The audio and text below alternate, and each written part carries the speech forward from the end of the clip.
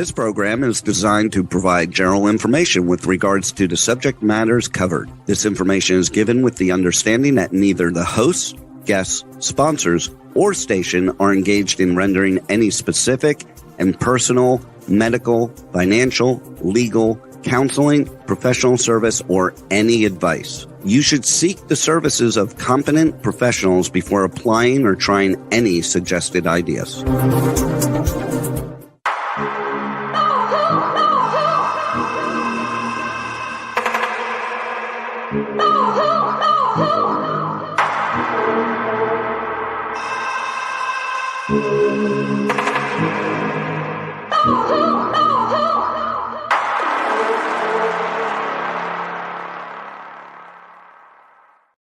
Good morning, true seekers and true crime junkies. Welcome back to another episode of Hit the Road, Jack, Finding the Zodiac. I'd like to welcome to the show today, Harriet Suchet. Good morning, everybody. Good morning. How's fire country going out there?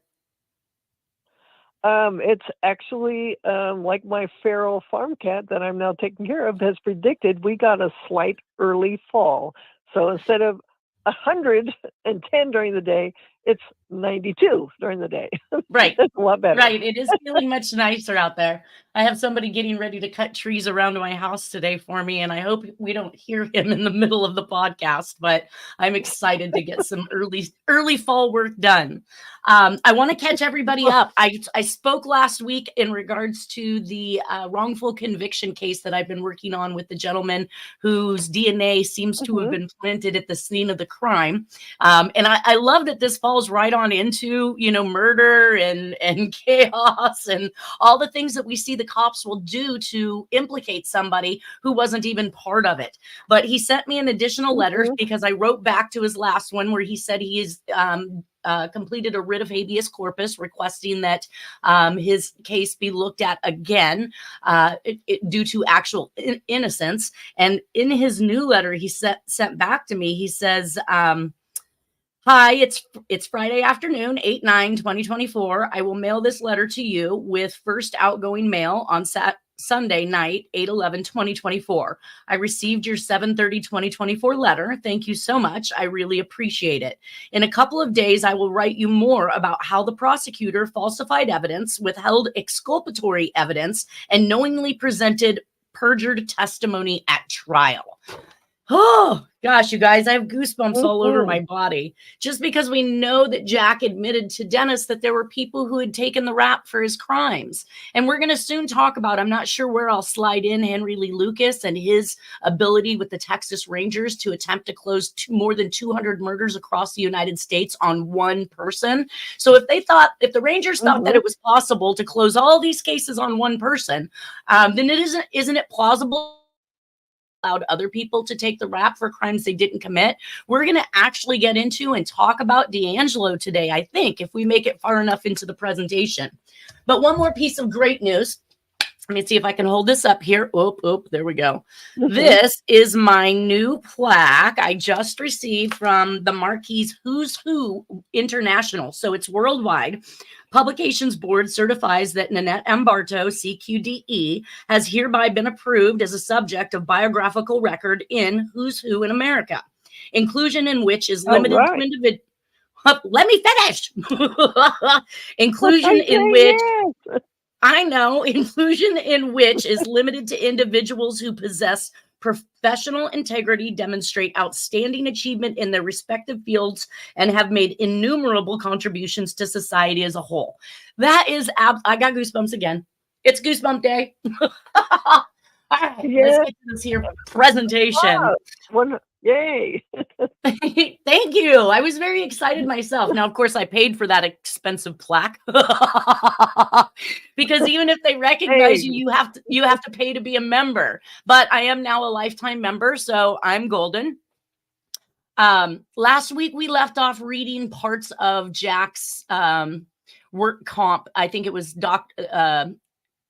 one of the doctors had evaluated him for work comp. And at this point in time, I believe he is actually taking a work comp case against both Tahoe City Linen and against Cameron Park Shell. So we know he's still in the Cameron Park area because this is where this particular letter is discussing what he's up to. So let's finish off with his past medical history. Mhm. The patient has no allergies. He takes no medication, past surgical procedures, in addition to the lumbar laminectomy, a history of a fracture of the right forefoot. So did you ever know he fractured his foot? All I know is I don't think Dennis ever talked about that, but he had problems with that foot because he was 1 inch or 2 inches maybe shorter on one side. So Well, we're going to get into that. yeah, This Yeah. page actually covers this, which I thought was interesting because I think in the Santa Rosa murders, albeit you believe that somebody else committed the Santa Rosa hitchhiking murders, correct? Oh, well, I keep on finding it. It's always, it's not Not Jack. His crew is linked. They got the information. Keep going. I think in one It's a body mind blower. I think in one of the body dumps over the side of the freeway, they had indicated they believed that the suspect had slipped and fell, right? Mm-hmm. So, Well, that's Kenny Narlow, Detective Kenny Narlow. he slipped and fell? That's what you Zodiac think? thing. Yeah, he's the Gotcha. one that slipped and fell. Yes. Okay, He's so let me dirty. go on with this. mean, Let me finish this report and we'll get into the rest of that. It says Mhm. so he has a fracture of the right forefoot at some point in time, but it doesn't state the date. It says he also gives U.S. Navy and Air Force from 1942 to 1955. He states there were no service-connected injuries. He has had several hospital admissions for traction before his lumbar laminectomy. He was also admitted to the hospital in 1956 for peptic ulcers. Go figure. Drugs will do some mean things to you. He gives a history of blood poisoning of a finger of the left hand. He denies diabetes mellitus, tuberculosis, thyroid disease, high blood pressure, heart, lung, GI, GU, or other bone and joint diseases or abnormalities. In family history, it says the patient denies familial illnesses. Social history, the patient smokes 1 1/2 packs of cigarettes per day. He drinks very little. That's funny because we know that he didn't go to Alcoholics Anonymous until 1980, right? Yeah, something like that. He had to do something to break that spell. It I says think he it's is in married. the 70s, but definitely by the 80s. He's trying to break the MK Ultra spell. Gotcha. It says he is married and lives with his wife. Physical examination. The patient points to the mid-left buttock and the lumbarosacral junction as the location of his pain. He states the pain travels to the left heel. During stance, the patient stood with a left list. So basically, I'm thinking his gait was off. However, range of motion. So did they ever indicate which leg the Zodiac limped on? No, it was just a lumbering gait. Oh God, I think it's the left side lumber because they saw him from behind, lumbering gait from behind. So, Gotcha. So this all seems to be, even though he fractured foot on the right foot, it seems to be a left issue with his back. So he states the pain. He states the pain travels to the left heel. During stance, the patient stood with a left list. However, range of motion revealed that there was no paraspinosis muscle spasm to account for this stance. So is he faking it? The left sacral tenderness, he forward flexed with fingertips only to the knee level. Spinal extension was 10 degrees, right and left bending, 30 degrees, right and left rotation, 45 degrees. Gross motor testing was normal in the lower extremities. Thigh circumference 4 inch above the adductor tubercles were 18 3/8 inch on the right, 18 1/4 on the left. So we do have a shorter left side than right side. Calves were 15 5/8 inch bilaterally. Leg lengths were equal at 35 inches. So he doesn't have a shorter leg. He just has a gait that's off. Gait examination was normal, though. Deep tendon reflexes were normal throughout. During straight leg raising in the sitting position, the patient leaned back on the table and had no back pain during straight leg raising. Pinprick testing was normal in the lower extremities. In the supine position, right straight leg raising was 60 degrees, while left straight leg raising was 45 degrees for a pulling sensation behind the knees. Lassig's maneuvers were negative. There was full hip and knee flexion bilaterally. The patient sat on the examining table with the knees extended and complained of a pulling feeling behind the left knee. X-rays. Films of the thoracic spine obtained today revealed degenerative changes as evidenced by spurring of vertebral bodies at most levels. So that kind of gives us an idea of what he is complaining about to the doctor, what the doctor was able to substantiate, albeit I've been through these tests and they weren't able to determine my pain by asking me to sit there and do things. I mean, I'm typically in pain when I'm up working and doing things, not necessarily when I'm sitting on a table lifting my legs. So very interesting. That moves us all into. All I know is when I hear all of this, it's almost as if they're trying to find a way to get a good cover for Jack, because he's in the intel community. So I think the pain and stuff was real, but this would be the perfect way to find a cover for him. Well, and it seems to me, by the way I read the report, is that the doctors don't necessarily believe that any of his injuries are from what he states they're from. So the fact that, and I'm sure that being a doctor, you get a sense of when people are telling you the truth and when they're not. And like I said, even if the test didn't establish the amount of pain that Jack was in, they're looking at him saying they don't believe he's telling the truth about his abilities, what he's been up to, and his activities. So it kind of makes me wonder if they're not really giving him a cover so much as they're trying to show that whatever he has as injuries was not something that occurred on the job. Not the official job.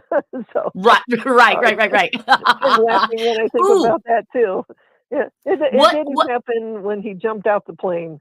Okay. Right. What denomination stamp did you say that he was wanting?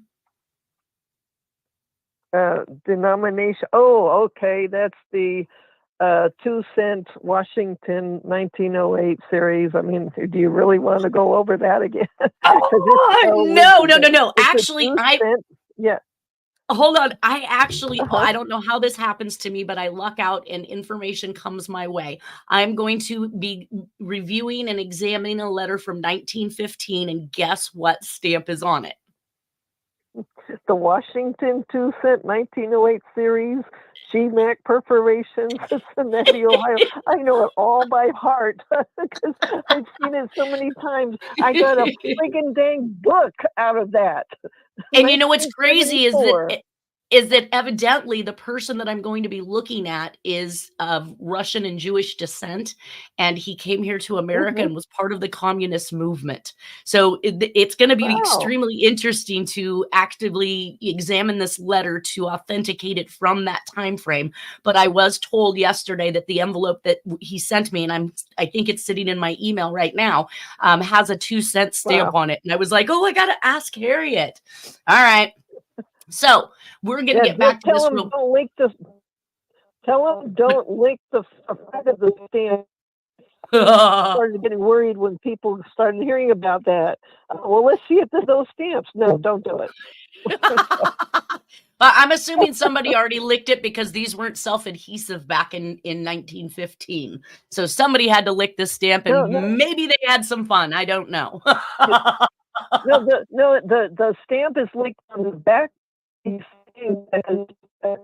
cutting out. You're cutting out really bad. I can't hear anything you're saying. Oh, I'm sorry. He's saying, Jack and his crew is saying that the peyote mixture, the CIA intel stuff, is on the cover of the stamp. But then wouldn't it get rubbed off, or other people touching it have some effect from it? It's got the same. It's got something covering that. and then you lick it, and your saliva dissolves that, and then the stuff is underneath. Huh. All right. So, yeah. Let's get back to this here presentation. Don't lick it. Don't lick it. On November 2nd, 1974, Kathleen Coolidge's, Kolodziej,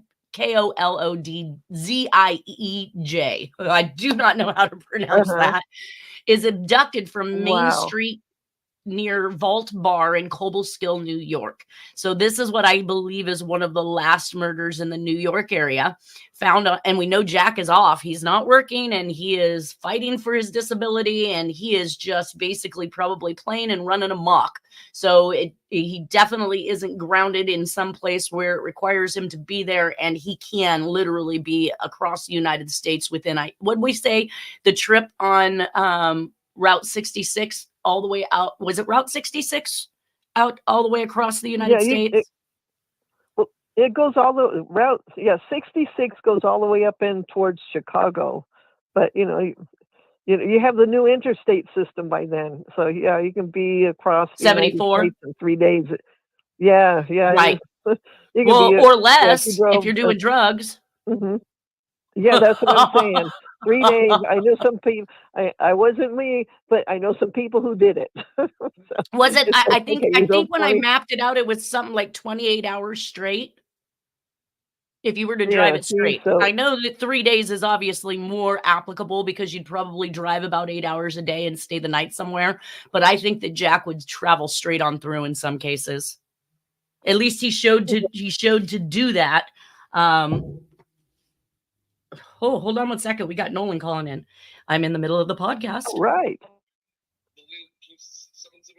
Yes, I will have. That's okay. I'll have Juan send it. Thanks. Hi, Juan. Nolan would like to get online. Can you send him the link for today's show if you're listening? Maybe I should chat that. Mm-hmm.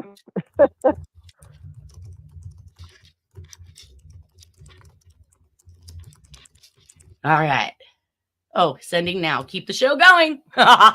Anyways, all right. So she was abducted November 2nd, but found November 28th of 1974 on McDonald Road in Richmondville, New York.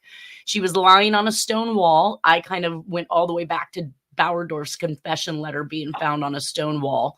She was partially clothed, stabbed in the back and shoulders numerous times. Autopsy was done at Albany Medical Center, which is where a majority of the New York murders occurred, including the Gall and Sharp finding of the Zodiac letter in their apartment in New York.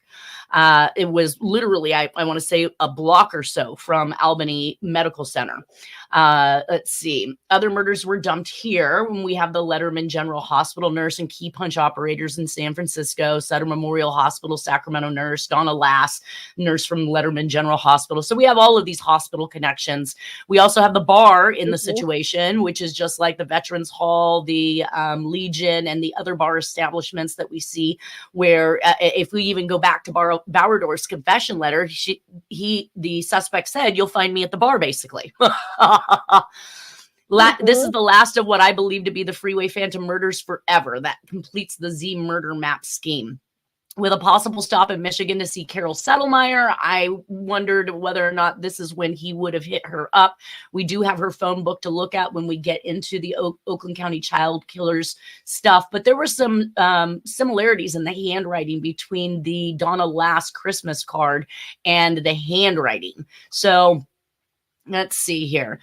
As far as Kathleen is concerned, it says Ayers told Dateline that Kathy was last seen around 1:30 a.m. leaving the bar and crossing the street, presumably headed back to campus, which he said was about a mile away. It was the last time she was seen alive.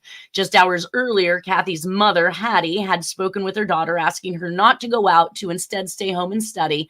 And Kathy's cousin, Vicky Sidlowski, told Dateline. She was a good kid, Vicky said, but it was a Friday night and she wanted to go out with her friends to the local bar. It was a small community. Everybody knew everybody, and that's just what we all did. Come on. I gotta get myself over here. All right. What is that? Okay.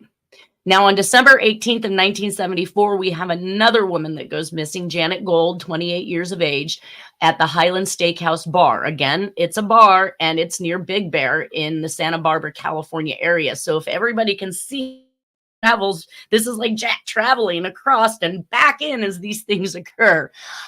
Janet Gold was killed closely to, I'll get to that in a second. Anyways, victim's last day is a mystery.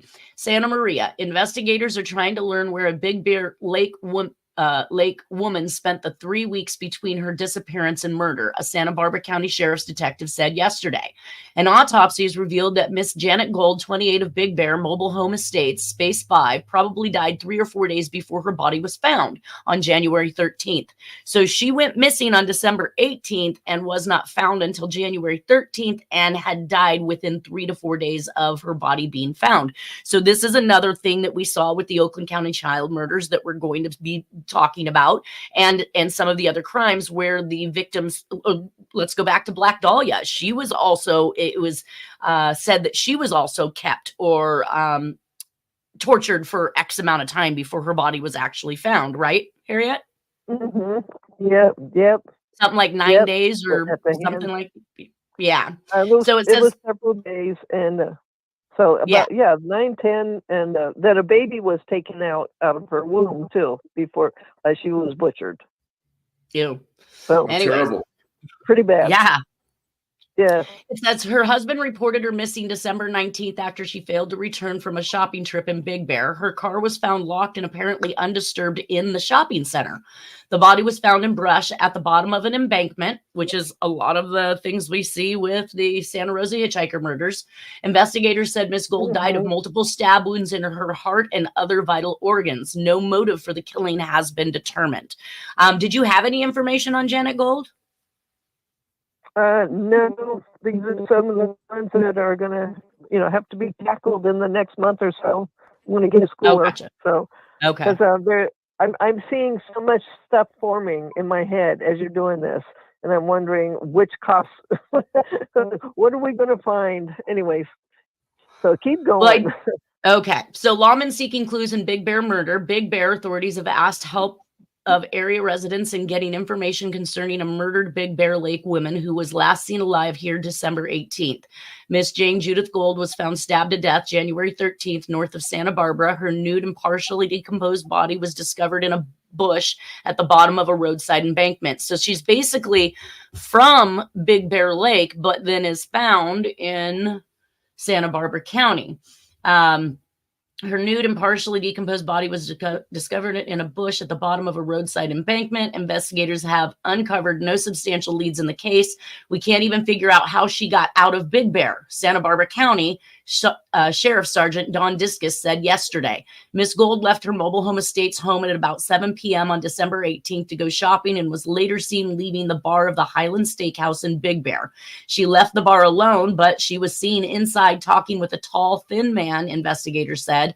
Miss Gold's car was found the next day parked outside the restaurant. It was locked and contained only a Christmas present of children's toys, which she apparently bought for her 2 children. Investigators said there were no signs of a struggle in or near the vehicle. Santa Barbara County authorities said Miss Gold had been dead between 4 and 6 days when she was found by a horseback rider. Detectives described her as 5'1", 114 pounds, frosted shoulder-length blonde hair and brown eyes. She had been wearing a blue turtleneck sweater, dark blue bell-bottom pants, a light tan 3/4 length leather jacket, and brown rubber snow boot. She was carrying a brown simulated leather handbag containing a credit card and a checkbook issued by Crocker National Bank's Reseda Roscoe branch. She had no cash with her at the time. Detectives asked that anyone who might have seen her call the sheriff's homicide division in San Bernardino. So, yeah, she's not almost an hour and 40 minutes away, it looks like, but also is listed on a map of other murders, which listed Nancy Easton. And we talked about Nancy Easton, I believe, either last week or the week before. And we indicated that her boyfriend worked for the ranger station at a state camping area or wildlife area. So interesting that both of these individuals are found so closely to each other. So we've got Dominguez and Edwards right here off of the 101.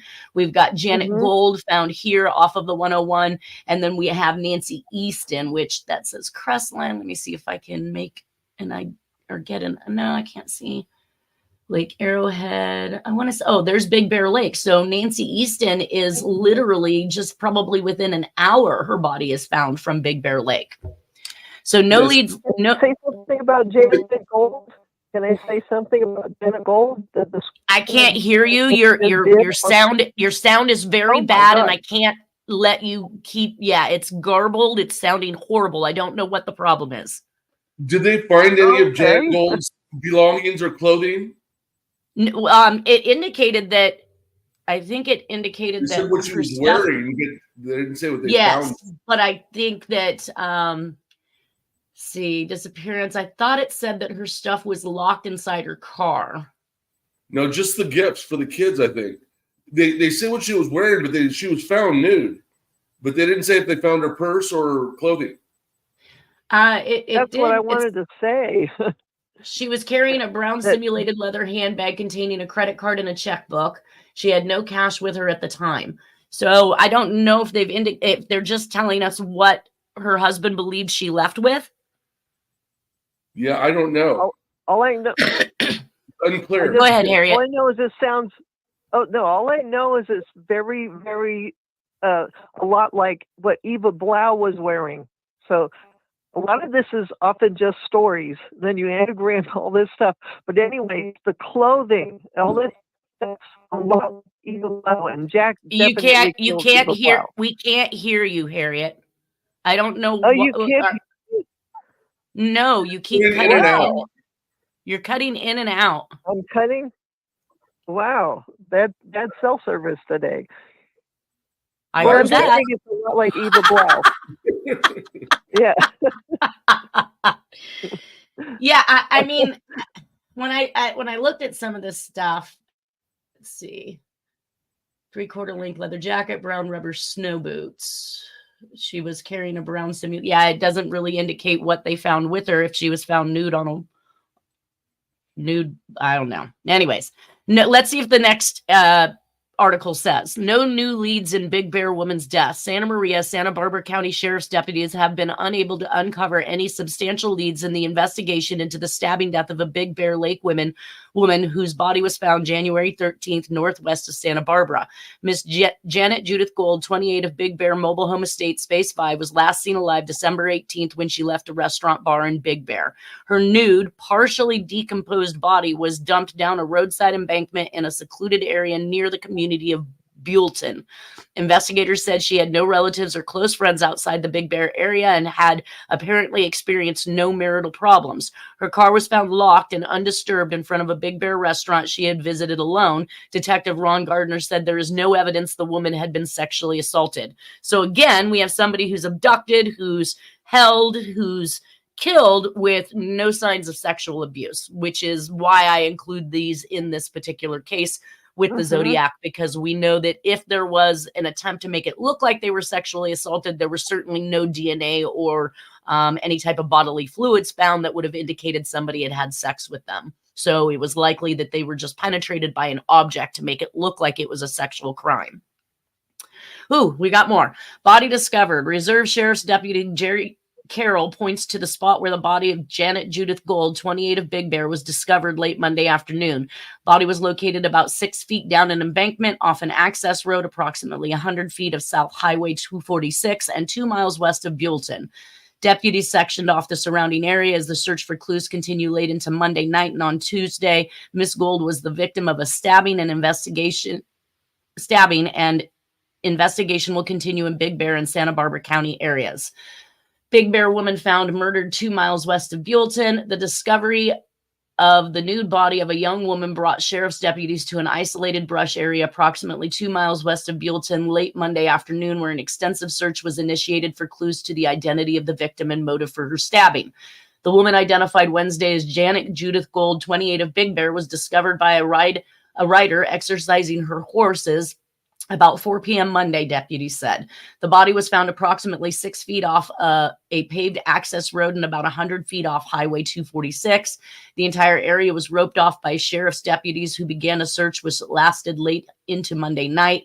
Investigation of the discovery spot continued on Tuesday, and positive identification was made through checking missing persons reports and finally Miss Gould's dental charts.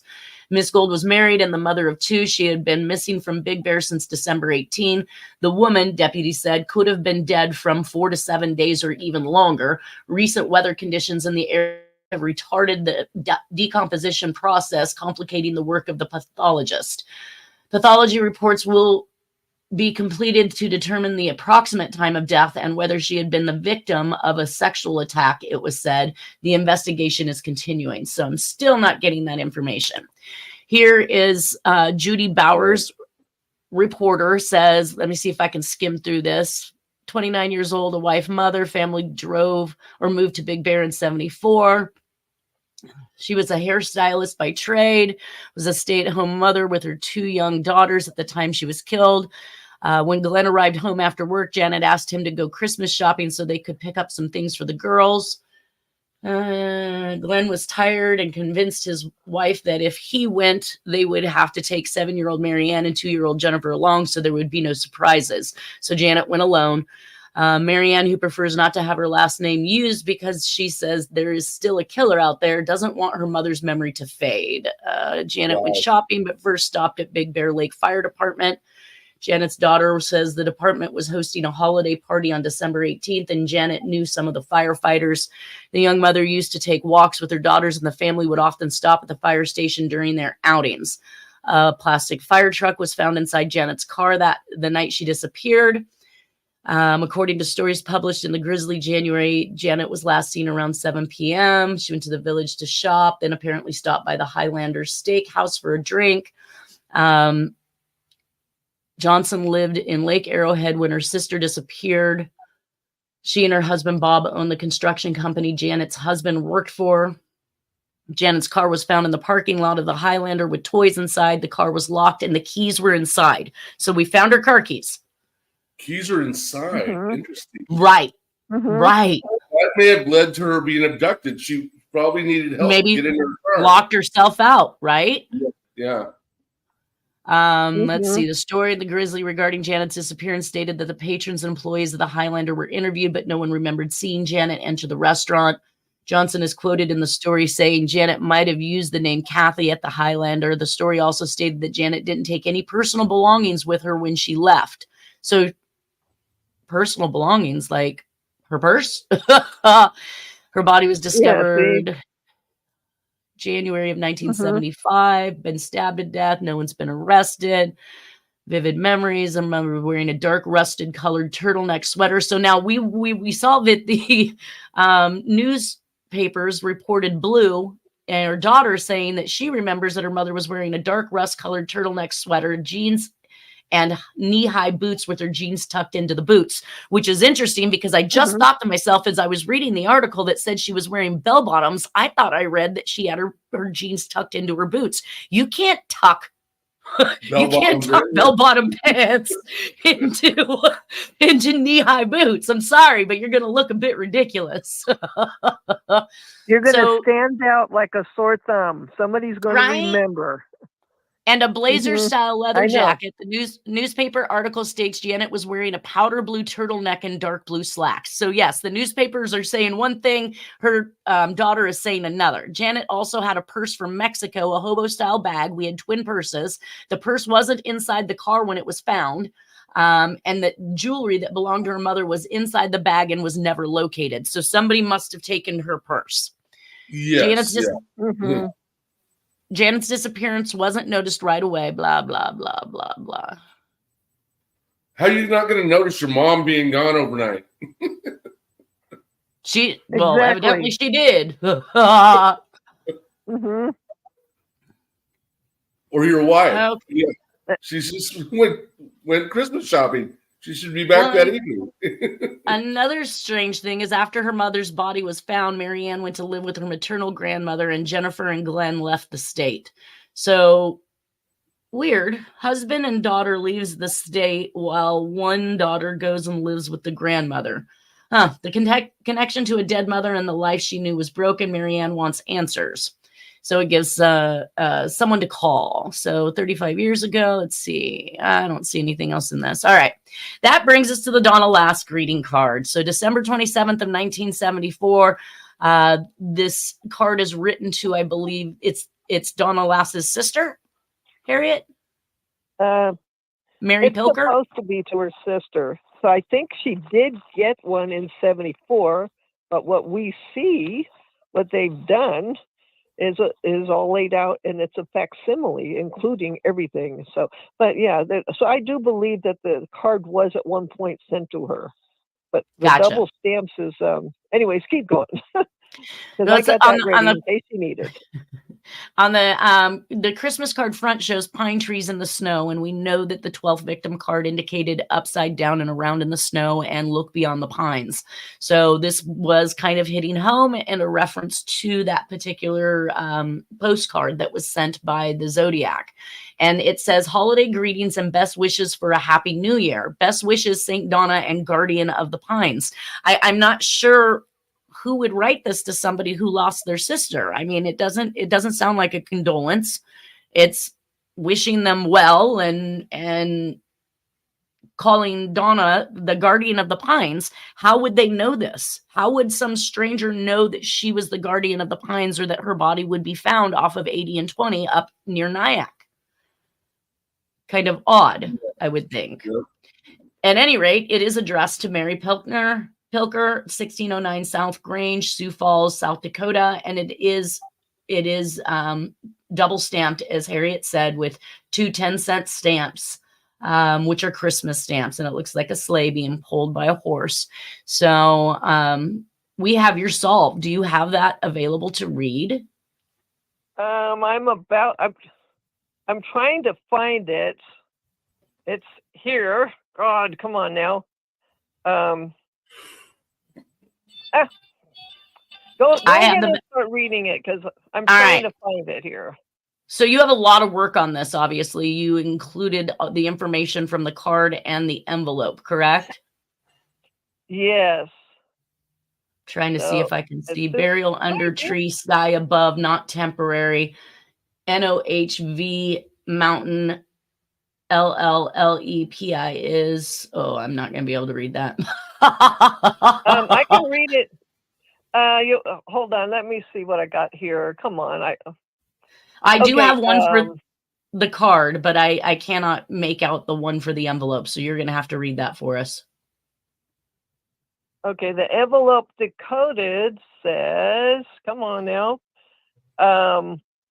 Let me just read it, because I got a simplistic version, because it was a lot to do. It's a fax, and it's dated 11:50 a.m.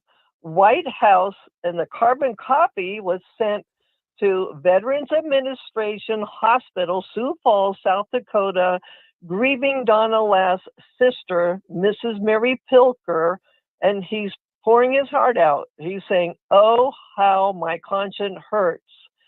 1970, pause. Nora Kaufman with 3 nice kids. Dennis Kaufman, born December 28, 1966, with 2 sisters, Mary and Geneva Kaufman, a Dow Incorporated. No, Harriet. New York. You went completely silent. Like we lost you altogether. So reread that. Oh my God. After Nora and 3 kids. Okay, it says, come on now. Where'd it go? Damn. I'm sorry. Oh, God. Okay. After Nora Kaufman with 3 nice kids, Dennis Kaufman, born December 28th, 1968, with 2 sisters, Mary and Geneva Kaufman, pause, a Dow Incorporated pilot, see New York Senator Robert Kennedy, who died June 5th, 1968, Richard Nixon execute order, a sin, a murder of Donna Lass, South Lake Tahoe, California, in East State Line, Nevada, to Forest Pines in Klein Village, to Highway 89, to Highway 80, to Donna's decapitated head to Highway 12 to Highway 29. He's saying he saw everything, the whole trip to Lower Lake, California, 95457. Lauren swearing and saw Donna's murder, everything. By October 1970, had to borrow Riverside, California coroner, drive south with the 3 kids in a ambulance. It was converted. The VW was converted to 1114. That's ambulance, and was used to transport the body. The corpse stinks. Shit. Put Donna's body on ice. Wait 11 months. I put my cipher on your $500 reward poster. 11 months later, drive highways like I-5 101 to get body, then bury her and loose teeth on August 6, 1971 at Bureau of Land Management, Morgan Valley Road, Lower Lake, California. Head is at 2080 areas. Son Denny bought Northwest Orient tickets. USN Daniel David Cooper, a swearing-in look-alike. Sin, 11/15/71. Victim 13. Xerox note. Sin, November 24th, 71. I jump out with one dead tattletale and his one mandible out the airline as it was landing over Reno, Nevada. Again, repeat the 11 months drive holding dead swearing in time on motorcycle to Riverside, California coroner, drop mandible and bury him at same Donna last locations, November 26, 72. Then he's going on about the Isabella Stewart Gardner art, went to Kostritz Christmas 1974. Then he's saying June 1975, Horseheads, Appalachia Dawn, dog, Sam Giancana, ate my 6 bullets, yum, over his curried pork sausage in the kitchen. And then he says, in July 30th, 75, the Irishman shot dead Wisconsin International Teamster Union cappuccino lover Hoffa. I sent Reagan suffrage star envelope and cryptic note decoded into my message that included about the December 22nd, 1973 Diplomat Hotel, married John Walsh Jr., had hog-tied Jeanette Kamahili. All this for this envelope, anyways. But how? And There not isn't his even wife. enough. And in the dark, I grabbed wrong girl, execute Nixon order was for Reve. I promised Nixon would get even. 1981. Sin grabbed his son Dan Rand, kicking and screaming, ripping head off at Indian River County. The rest of him is at rural Lower Lake, the same area as Donna Lassen swearing in. That Adam is now Lily Brandt. The same father of Adam is now Lily. Kidnapped Des Moines, Iowa, newspaper boy, 13 years old, to be Adam/Lily Brandt's brother, Dan Brandt, in South Texas. For your information, White House, first milk carton center, National Center for Missing and Exploited Children, New York City, Pat's face, zip code 08105, Charismatic Church, Camden, New Jersey, pastor, New York photographer, Pablo Escobar, 15 million, Ursuline High School, Santa Rosa Reve, Annan Walsh, and Jose Ramos, and his girlfriend, Eaton Pat's babysitter, Sandy Harmon, lure Stan Pat's son with the kid's favorite toy on May 29, 79, and walk holding his hand to the Nathaniel Courier 152 Nassau Studio address, East 4th Street, Ramos, New York home building. You skipped a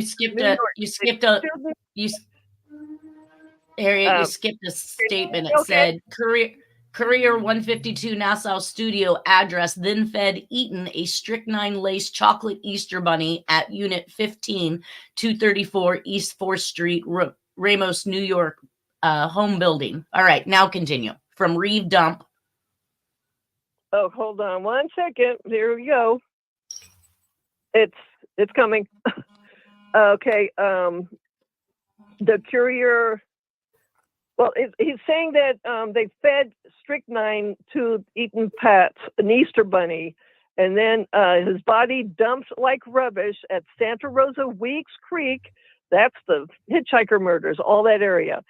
Lot near the road. And then he's saying, per Pope, 9/7, the September 7th, 1970 victim, Donna Lass, and Tattletale, November 24th, 71, Dow Pilot, Lawrence Swearingen. They are both Catholic. These Catholics must have a proper burial under a juniper pine tree and blue sky and air above, not the temporary and North Up Highway vehicle right here in Lower Lake. And then he's saying that the South Lake Tahoe law enforcement and South Dakota private investigator for missing registered nurse Lass is UTL, unable to locate. Then he's saying, tut, tut. He's like, anyways, Tarrance. So, to reiterate, Vice President George Bush, sir, I sent Star Sentinel fax some months ago. Therefore, Ronald Reagan, White House and Secret Service send under the influence of a restraining order. He's trying to say he got a restraining order for that.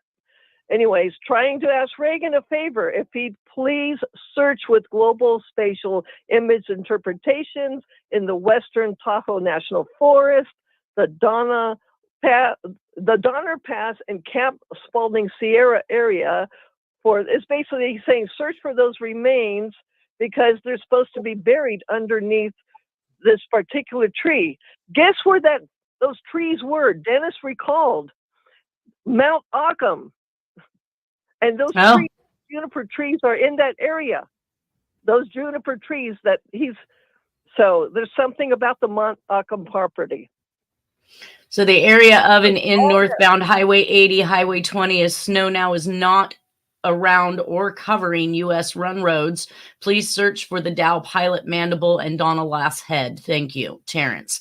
It would be interesting to find out. Did you ever have anybody respond to you about that article, Nolan, from Donna Lass's skull being found? No, when I called the B, they never got back to me. But they say that was her skull there found, near the intersection of 20 and 80.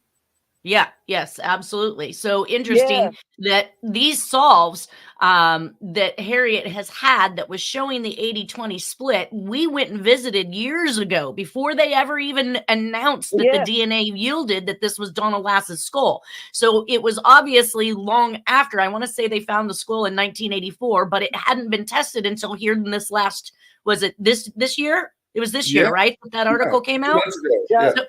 So we were following Harriet's solves and went to this location, and we trekked in the woods that day, trying to see if we couldn't find, maybe a location or some type of a sign that the Zodiac might have left, in order to remember where he had placed this body part. But she's been coming up with this solve, the 80 and 20 split, for a very long time, way long. When did we do that, Harriet? 20. We were 13, 2014? 2018. 2018 is when we did that? For sure. All right. Yeah, So we were 6 years in advance, we were at the location that she solved and Lauren Swearingham solved from these ciphers. Oh my gosh. All right, you guys. We're down to the last. Why would he separate the head from the body and then hold on to the body and put it on ice and then take it all the way to Lake County and bury it there or dump it there? I have no idea. Right. But they didn't find any other part other than her skull. No, and just her skull, and he admits that. And well, Harriet Solves say that.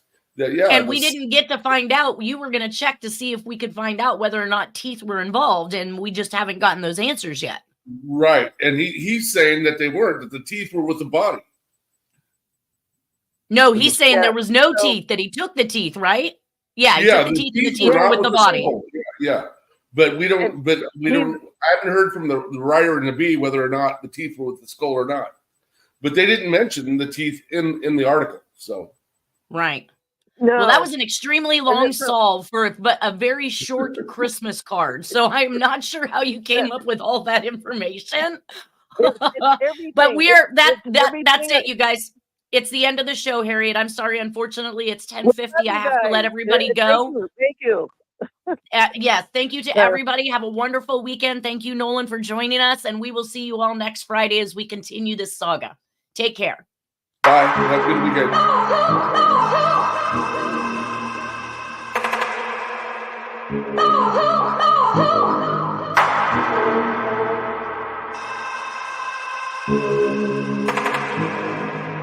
Oh,